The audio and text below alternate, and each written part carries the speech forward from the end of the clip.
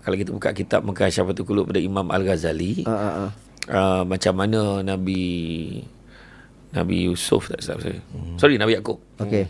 Nabi Yaqub, dia seringkali dikunjungi oleh malaikat maut. Malaikat maut datang tanya dia kan. Ada yang cakap Nabi Idris dari kisah lain. Nabi Idris memang baiklah dengan malaikat maut ni. Malaikat maut ni datang ziarah dia. Lepas tu setiap kali datang Nabi Yaqub tanya, kau nak datang nak ziarah aku ke nak cabut nyawa aku? Nak ziarah kau wahai Yaqub? Nak cabut aku ke nak cabut nyawa aku, nak ziarah aku? Datang sekali lagi. Tak, nak ziarah kau. Sampailah satu tahap tu dah tak tahan. Nabi Yaqub kata, boleh tak kau tolong aku? Katakanlah apa dia. Kalau kau nak cabut nyawa aku ni, janganlah tu cabut. Bagilah 3 tanda. Kau jangan risau, aku akan bagi paling kurang 3 utusan untuk kau. 3 tanda lah. Selama ketika dia tanya lagi, datang nak cabut nyawa aku ke nak ziarah aku, nak ziarah. Sampai satu hari, sesungguhnya hari ni aku nak cabut nyawa kau. Dia kata, bukan kau cakap dulu kau nak bagi 3 tanda, 3 utusan. Sesungguhnya aku dah bagi dah pun.